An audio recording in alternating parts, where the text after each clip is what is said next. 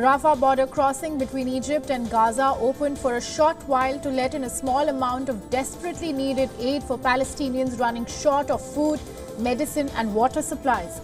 A convoy of 28 trucks entered the Gaza Strip on Saturday from Egypt carrying medicine and food supplies.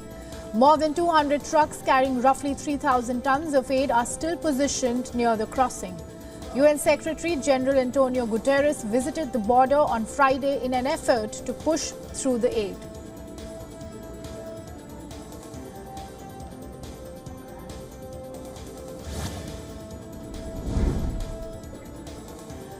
The ongoing Israel-Hamas war has left over 5,600 lives on both sides as the conflict enters its 15th day. According to Palestinian health authorities data, 4,218 Palestinians have been killed, while over 4,000 are injured. Israel's health ministry has said at least 1,400 people have lost their lives due to the war. Meanwhile, the Israeli military continues to carry out airstrikes on the Gaza Strip, leading to more casualties. Israel's internal security agency has announced that over 60 Hamas members were apprehended during an Israeli operation in the West Bank.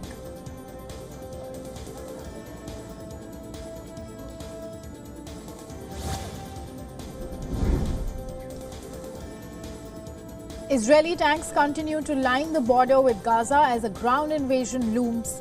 Israeli Prime Minister Benjamin Netanyahu has pledged to fight until victory in Gaza, signaling no pause in his military's bombardment and expected invasion of the enclave.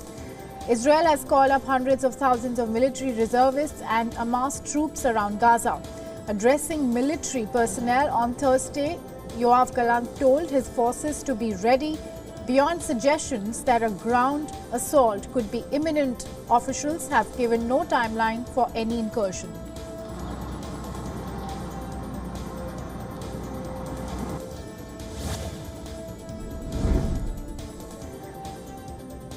Hamas has released 2 U.S. hostages abducted during its devastating assault on Israel almost 2 weeks ago. It came amid intense diplomatic efforts to ease tensions in the West Asian conflict and deliver humanitarian aid to civilians. Hamas militants had taken the 2 women hostage from the Nahal Oz kibbutz in southern Israel on October 7th.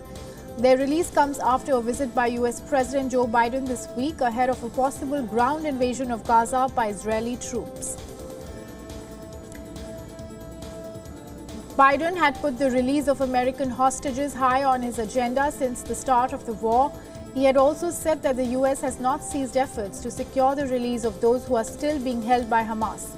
Biden thanked Israel and Qatar for their partnership on their release.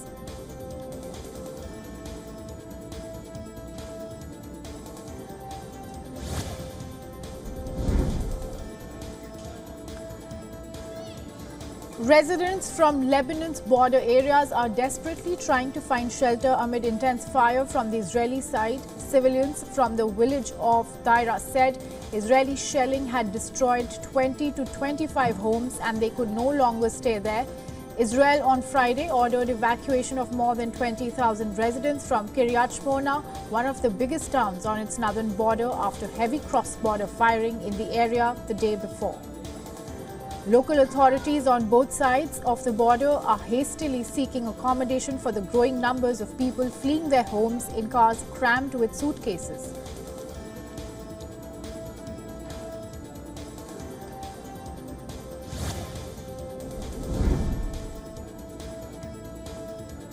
Israel's economy minister has said that the IDF has been given the green light to launch a ground invasion. Israel security officials have also signaled their readiness to begin a ground offensive into Gaza that they say will be more comprehensive and ferocious than any previous conflict with Hamas. The threat of a ground assault on top of the constant airstrikes threatens to cut off even the slimmest lifeline to Gaza at any moment. Countries have suggested that an Israeli ground invasion into Gaza could spark a wider regional conflict.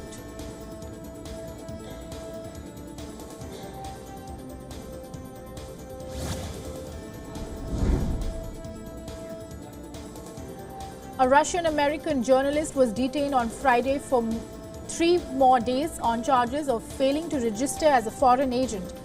Alsu Kurmasheva is the second U.S. journalist detained in Russia this year after Wall Street Journal reporter Ivan Gershkovich was arrested on espionage charges in March.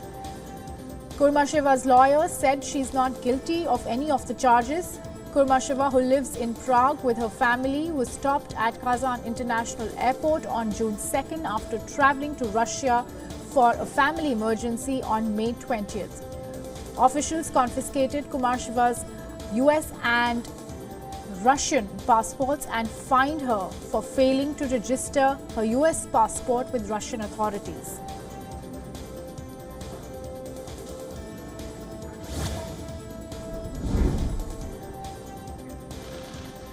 Former Saudi ambassador to the UK and US, Prince Turki Al Faisal, has strongly condemned Hamas for its attacks on civilians.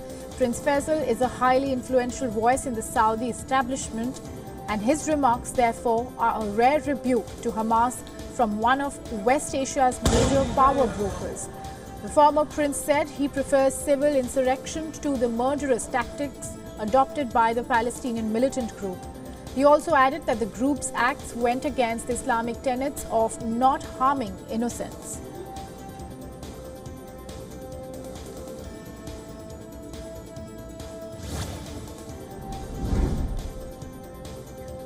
Former Pakistani Prime Minister Nawaz Sharif has returned to Islamabad today from his self-imposed exile ahead of Pakistan's general elections.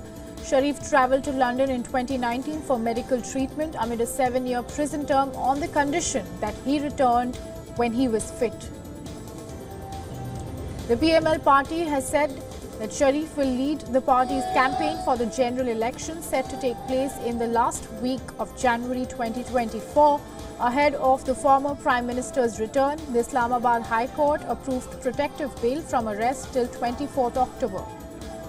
An anti-corruption court also suspended his arrest warrant in the Toshkhana vehicles case.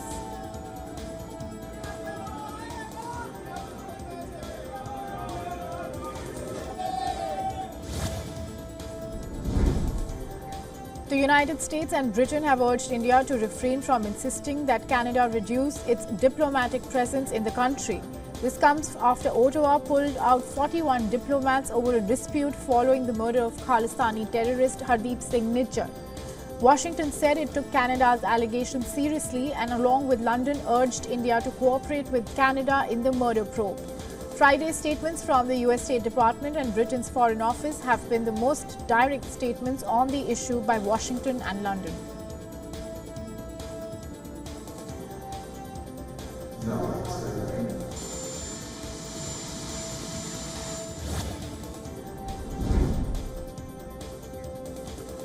A US judge from Maryland was shot dead in his driveway on Friday. Authorities launched a manhunt for the suspect who was reportedly involved in a divorce case that was being heard by the judge's court earlier that day. US federal authorities have requested public assistance in their search of the suspect. The judge, Andrew Wilkinson, was found with multiple bullet wounds and he was rushed to the hospital where he was declared dead. The accused has been identified as Pedro Argote, who lost custody of his children in a divorce case that presided over by Judge Wilkinson. Meanwhile, the state police has said that troopers were being deployed to protect judges residing in Washington counties for precautionary reasons.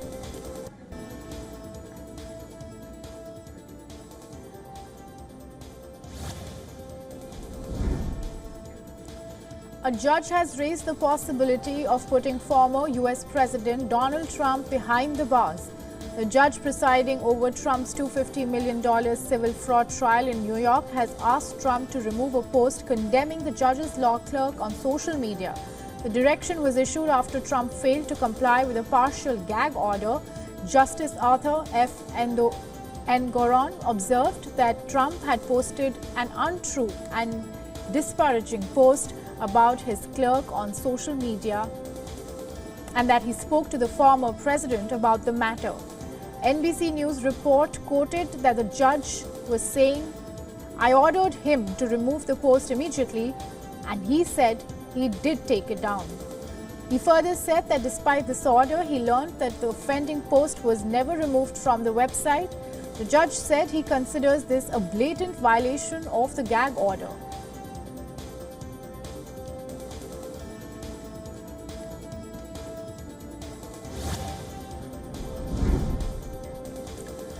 Hardline conservative Republican Jim Jordan's quest to become Speaker of the U.S. House of Representatives ended after fellow Republicans revoked their support following a third failed vote on the House floor. Jordan told reporters that he was honored to be a candidate, but his caucus had informed him that he should drop out of the race. Republicans voted 112 to 86 to revoke Jordan's nomination in a closed-door meeting. The secret ballot vote means that the chamber will be leaderless and unable to respond to President Joe Biden's request for aid to Ukraine and Israel till next week at the earliest. To be their speaker designee, but Brazilian President Lula da Silva vetoed core parts of a bill backed by the country's powerful farm lobby that would have limited claims to ancestral lands. The government will retain some parts of the bill in keeping with its indigenous policy and sign it into law later on Friday. Brazil's Friday Indigenous People Minister appointed by Lula said the veto was a big victory for the country's 1.6 million indigenous people. Land conflicts had increased with Brazil's rapidly expanding agriculture. Indigenous communities across the country claim that they own the land that they settled and developed for decades.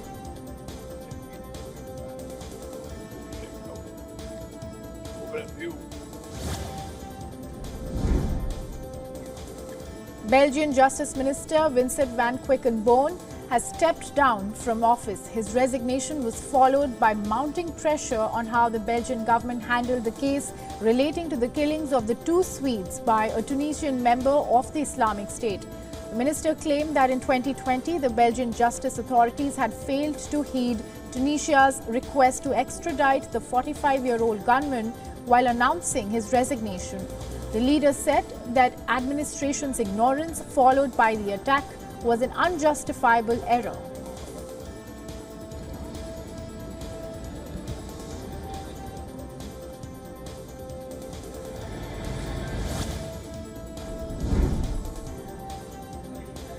The Indian Space Research Organization ISRO has added another feather to its cap. ISRO's unmanned test flight for its first human spaceflight mission Gaganyaan successfully lifted off from Sriharikota, marking a landmark in India's ambitious space mission. According to the ISRO chief, a series of parachutes were deployed to ensure a safe touchdown of the launched vehicle. The Indian Navy, alongside a team of divers, recovered the module and brought it back safely to the shore. Test vehicle D1 mission was scheduled for liftoff from the first launch pad at 8 a.m. Indian Standard Time, which was revised to 8:45 a.m. But just 5 seconds before the launch, the countdown stopped. ISRO rectified the problem and successfully pulled off the test at 10 a.m. Indian Standard Time.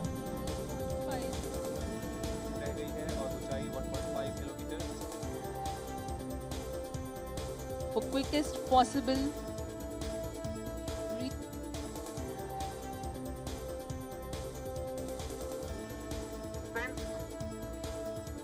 now the confirmation is करा दिया गया है। देख सकते हैं की लहर वैज्ञान visuals of drogue shoots to release main to deploy. That drogue shoots have been released and pilot shoots have enabled these main parachutes, which are 3 in number, very large in size.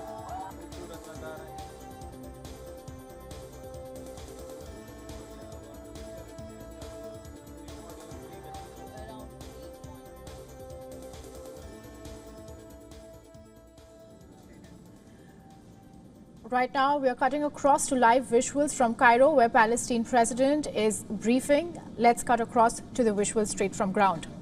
Extends a hand of help to our innocent people. Ladies and gentlemen, we will never depart. We will never leave our land. We will never leave our land, and we'll stand tall on our land until the end. Thank you so much.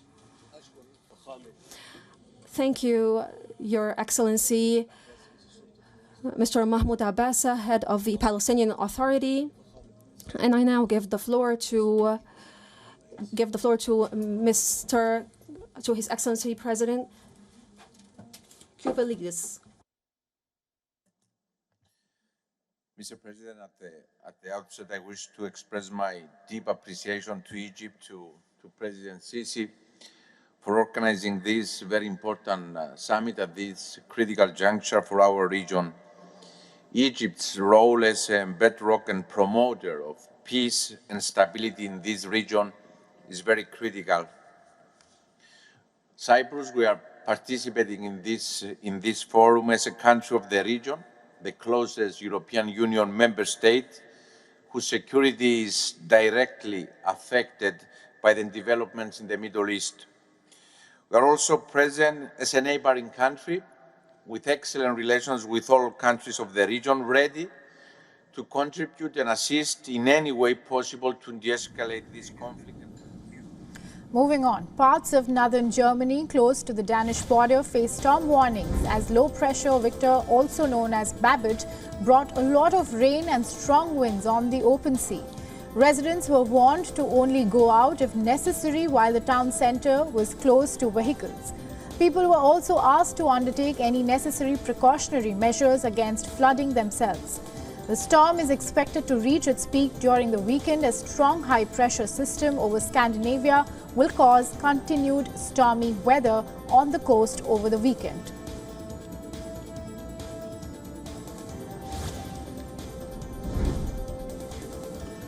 A device that tracked the sun and stars could fetch up to $3 million at an auction later this month. This over 1,000-year-old bronze astrolabe will be going under the hammer at Sotheby's in London.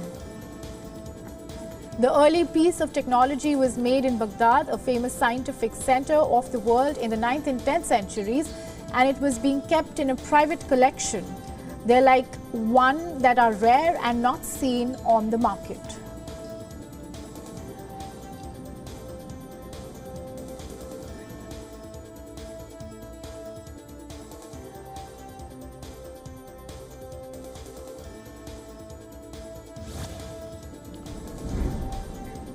Malaysia is proposing a free trade agreement between the Association of Southeast Asian Nations or ASEAN and the Gulf Cooperation Council or GCC.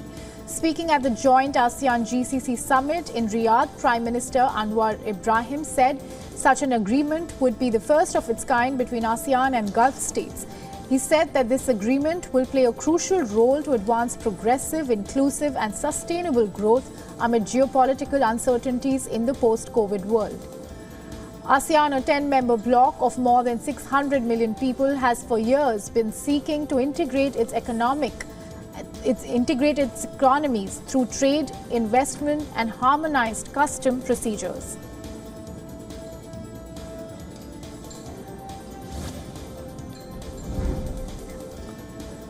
After multiple weeks of decline, India's foreign exchange reserves increased by $1.153 billion to $585.895 billion for the week ending October 13th. In the previous reporting week, the overall reserves had dropped by $2.166 billion to $584.742 billion. In October 2021, the country's forex kitty reached an all-time high of $645 billion. The reserves took a hit as the central bank deployed the reserves to defend the rupee amid pressures caused majorly by global developments like the Ukraine war.